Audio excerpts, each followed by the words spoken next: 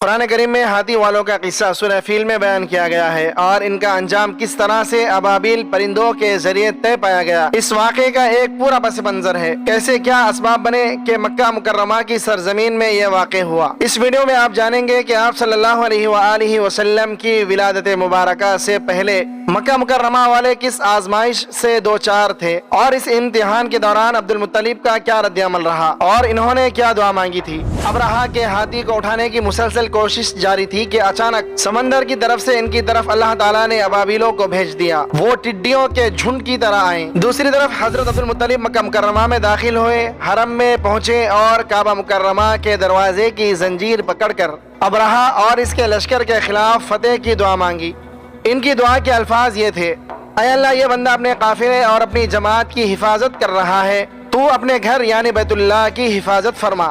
اب انہوں نے اپنی قوم کو ساتھ لیا اور ہیرا پہاڑ پر چڑھ گئے، کیونکہ ان کا خیال تھا کہ وہ ابرہہ کا مقابلہ نہیں کر سکیں گے، اور پھر اللہ تعالیٰ نے پرندوں کے جھنڈ بھیج دیے۔ یہ پرندے چڑیا سے قدرے بڑے تھے، ان میں سے ہر پرندے کی چونچ میں پتھر کے 3 ٹکڑے تھے۔ یہ پتھر پرندوں نے ابرہہ کے لشکر پر گرانے شروع کیے۔ جو ہی یہ پتھر ان پر گرے، ان کے ٹکڑے ٹکڑے ہو گئے، بالکل اسی طرح جیسے آج کسی جگہ اوپر سے بم گرایا جائے تو جسموں کے ٹکڑے اڑ جاتے ہیں۔ ابرہہ کا ہاتھی محمود البتہ ان کنکریوں سے محفوظ رہا، باقی سب ہاتھی تہس نہس ہو گئے۔ یہ ہاتھی 13 عدد تھے، سب کے سب کھائے ہوئے نحوست کے مانند ہو گئے، جیسا کہ سورہ الفیل میں آتا ہے: أَلَمْ تَرَ كَيْفَ فَعَلَ رَبُّكَ بِأَصْحَابِ الْفِيلِ أَلَمْ يَجْعَلْ كَيْدَهُمْ فِي تَضْلِيلٍ وَأَرْسَلَ عَلَيْهِمْ طَيْرًا أَبَابِيلَ تَرْمِيهِمْ بِحِجَارَةٍ مِّن سِجِّيلٍ فَجَعَلَهُمْ كَعَصْفٍ مَّأْكُولٍ۔ سورہ الفیل میں جو واقعہ بیان کیا گیا ہے، اس کا خلاصہ یہ ہے کہ یمن اور حبشہ کے بادشاہ ابرہہ نے جب حج کے موسم میں لوگوں کو بیت اللہ کا حج کرنے کی تیاری کرتے ہوئے دیکھا تو اس نے اس غرض سے صنعاء میں ایک کنیسہ یعنی عبادت خانہ بنایا کہ حج کرنے والے مکہ مکرمہ جانے کے بجائے یہیں آئیں اور اسی عبادت خانے کا طواف کریں۔ عرب کے لوگوں کو یہ بات بہت ناگوار گزری اور قبیلے بنی کنانہ کے ایک شخص نے موقع پا کر اس عبادت خانے میں قضائے حاجت کر دی۔ جب ابرہہ کو یہ بات معلوم ہوئی تو اسے بہت غصہ آیا اور اس نے قسم کھائی کہ وہ مکہ مکرمہ کو گرا دے گا۔ چنانچہ وہ اس ارادے سے اپنا لشکر لے کر چلا۔ اس لشکر میں بہت سے ہاتھی بھی تھے اور ان کا پیش رو ایک بڑے جسم والا ہاتھی تھا جس کا نام محمود تھا۔ ابرہہ جب مکہ مکرمہ کے قریب پہنچا تو اس نے اہل مکہ کے جانور قید کر لیے اور ان میں حضرت عبد المطلب کے 200 اونٹ بھی تھے۔ حضرت عبد المطلب ابرہہ کے پاس آئے اور اس نے ان کی تعظیم کی اور اپنے پاس بٹھا کر پوچھا کہ آپ کس مقصد سے یہاں پر آئے ہیں اور آپ کا کیا مطالبہ ہے؟ آپ نے فرمایا: میرا مطالبہ یہ ہے کہ میرے اونٹ مجھے واپس کر دیے جائیں۔ ابرہہ نے کہا: مجھے آپ کی بات سن کر بہت تعجب ہوا ہے کہ میں اس خانہ کعبہ کو ڈھانے کے لیے یہاں پر آیا ہوں جو آپ کا اور آپ کے باپ دادا کا معظم اور محترم مقام ہے۔ آپ اس کے لیے تو کچھ نہیں کہتے اور اپنے اونٹوں کی واپسی کا مطالبہ کر رہے ہیں۔ میں اونٹوں کا مالک ہوں، اس لیے انہی کے بارے میں کہتا ہوں، اور کعبہ مکرمہ کا جو مالک ہے وہ خود اس کی حفاظت فرمائے گا۔ یہ سن کر ابرہہ نے عبد المطلب کے اونٹ واپس کر دیے۔ ابرہہ اور اس کے کچھ ساتھی تباہی کا یہ منظر دیکھ کر بری طرح بھاگے، لیکن پرندوں نے ان کو بھی نہیں چھوڑا۔ ابرہہ کے بارے میں اگر کہا جائے تو اس کے جسم کا ایک ایک عضو الگ ہو کر گرتا چلا گیا، یعنی وہ بھاگ رہا تھا اور اس کے جسم کا ایک ایک حصہ الگ ہو کر گر رہا تھا۔ دوسری طرف حضرت عبد المطلب اس انتظار میں تھے کہ کب حملہ ہوتا ہے، لیکن حملہ آور جب مکہ مکرمہ میں داخل نہ ہوئے تو وہ حالات معلوم کرنے کے لیے نیچے اترے، مکہ سے باہر نکلے۔ تب حضرت عبد المطلب نے دیکھا کہ سارا لشکر تباہ ہو چکا ہے، خوب مال غنیمت ان کے ہاتھ لگا، بے شمار سامان ہاتھ آیا، مال میں سونا چاندی بھی بے تحاشا تھا۔ لشکر میں سے کچھ لوگ ایسے بھی تھے جو واپس نہیں بھاگے تھے، یہ مکہ میں رہ گئے تھے۔ ان میں ابرہہ کے ہاتھی کا مہاوت بھی تھا جو محمود کو آگے لانے میں ناکام رہا تھا۔ ہمارے نبی حضرت محمد صلی اللہ علیہ وآلہ وسلم اس واقعے کے چند دن کے بعد پیدا ہوئے۔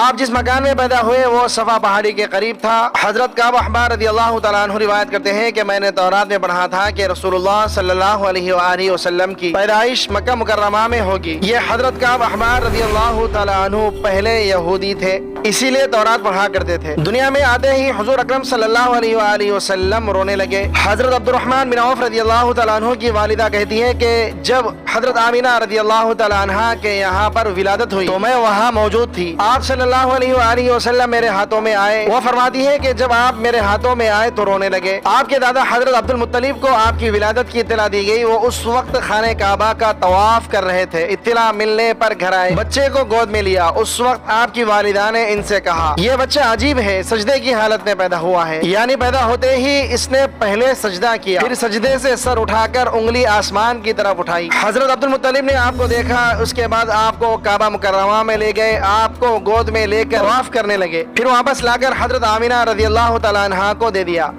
आपको अरब के दस्तूर के मुताबिक एक बर्तन से ढापा गया, लेकिन वो बर्तन टूटकर आपके ऊपर से हट गया। उस वक्त आप अपना अंगूठा चूसते हुए नजर आए। इस मौके पर शैतान बुरी तरह से चीखा। तफसीर इब्ने मुखल्लद में है कि शैतान सिर्फ 4 मरतबा चीखा। पहली बार उस वक्त जब अल्लाह ताला ने इसे मलऊन ठहराया, दूसरी बार उस वक्त जब इसे जमीन पर उतारा गया, तीसरी बार ये उस वक्त चीखा जब हज़रत सल्लल्लाहु अलैहि वसल्लम की पैदाइश हुई, और चौथी मरतबा उस वक्त जब नबी करीम सल्लल्लाहु अलैहि वसल्लम पर सूरह फातिहा नाजिल हुई। इस मौके पर हज़रत हस्सान बिन साबित रदियल्लाहु तआला अन्हु कहते हैं कि मैं 8 साल का था। जो कुछ देखता और सुनता था उसको समझता था। एक सुबह मैंने यस्रिब यानी मदीने मुनव्वरा में एक यहूदी को देखा। वो एक ऊंचे टीले पर चढ़कर चिल्ला रहा था। लोग उस यहूदी के गिर्द जमा हो गए और बोले, क्या बात है, क्यों चीख रहे हो? यहूदी ने जवाब दिया, अहमद का सितारा तुलू हो गया है और वो आज रात पैदा हो गए हैं। हजरत हस्सान बिन साबित रदियल्लाहु तआला अन्हु बाद में 60 साल की उम्र में मुसलमान हुए थे। 120 साल की उम्र में उन्होंने वफात पाई। गोया ईमान की हालत में 60 साल जिंदा रहे। बहुत अच्छे शायर थे। नबी करीम सल्लल्लाहु अलैहि वसल्लम की अपने अशआर में तारीफ किया करते थे और अपने दुश्मनों की बुराई अशआर में बयान किया करते थे। गज़वात के मौके पर अशआर के जरिए मुसलमानों को जोश दिलाते थे। इसी बुनियाद पर इन्हें शायर रसूल सल्लल्लाहु अलैहि वसल्लम का खिताब भी मिला था। हजरत काब अहबार रज़ियल्लाहु तआला अन्हु फरमाते हैं कि मैंने तौरात में पढ़ा है कि अल्लाह ताला ने हजरत मूसा अलैहिस्सलाम को नबी करीम सल्लल्लाहु अलैहि वसल्लम की विलादत के वक्त की खबर दे दी थी और हजरत मूसा अलैहिस्सलाम ने अपनी कौम बनी इसराइल को इसकी इत्तला दे दी थी। इस सिलसिले में इन्होंने फरमाया था, तुम्हारे नजदीक जो मशहूर चमकदार सितारा है, जब वो हरकत में आएगा तो वही वक्त रसूलुल्लाह सल्लल्लाहु अलैहि वसल्लम की पैदाइश का होगा। ये खबर बनी इसराइल के उलमा एक दूसरे को देते चले आए थे और इस तरह बनी इसराइल को भी हज़रत सल्लल्लाहु अलैहि वसल्लम की विलादत का वक्त यानी इसकी अलामत मालूम थी। हजरत आयशा रज़ियल्लाहु तआला अन्हा से रिवायत है कि एक यहूदी आलिम मक्का मुकर्रमा में रहता था। जब वो रात आई जिसमें हजरत सल्लल्लाहु अलैहि वसल्लम पैदा हुए तो वो कुरैश की एक मजलिस में बैठा हुआ था। इसने कहा, क्या तुम्हारे यहाँ आज कोई बच्चा पैदा हुआ है? लोगों ने कहा, हमें तो मालूम नहीं है। इस पर उस यहूदी ने कहा, मैं जो कुछ कहता हूँ उसे अच्छी तरह से सुन लो। आज इस उम्मत का आखिरी नबी पैदा हो गया है और कुरैश के लोगों वो तुम में से है, यानी वो कुरैशी है। इसके कंधे के पास एक अलामत है यानी मोहरे नबूवत। इसमें बहुत ज्यादा बाल है यानी घने बाल है और ये नबूवत का निशान है, नबूवत की दलील है। इस बच्चे की एक अलामत यह है कि वो 2 रात तक दूध नहीं पिएगा। इन बातों का जिक्र इसकी नबूवत की अलामात के तौर पर पुरानी किताबों में मौजूद है। अल्लामा इब्ने हजर ने लिखा है कि ये बात दुरुस्त है, आपने 2 दिन तक दूध नहीं पिया था। यहूदी आलिम ने जब ये बातें बताई तो लोग वहाँ से उठ गए। इन्हें यहूदी की बातें सुनकर बहुत हैरत हुई थी।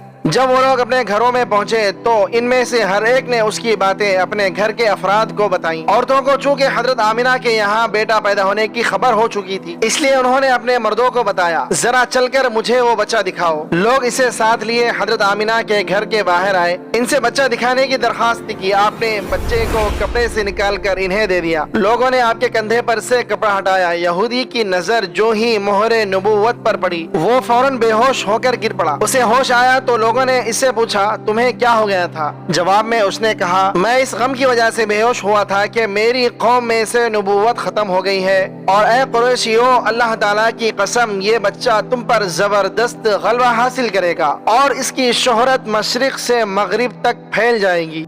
वीडियो के आखिर में एक बार दुरूद शरीफ पढ़ना मत भूलिएगा। उम्मीद है कि आज की यह वीडियो आपको काफी मालूमाती लगी होगी और इससे बहुत कुछ जानने को मिला होगा। अगर वीडियो अच्छी लगे तो लाइक करके हमारे चैनल को सब्सक्राइब कर दें और कमेंट बॉक्स में कमेंट करके अपनी आरा से भी आगाह कीजिए।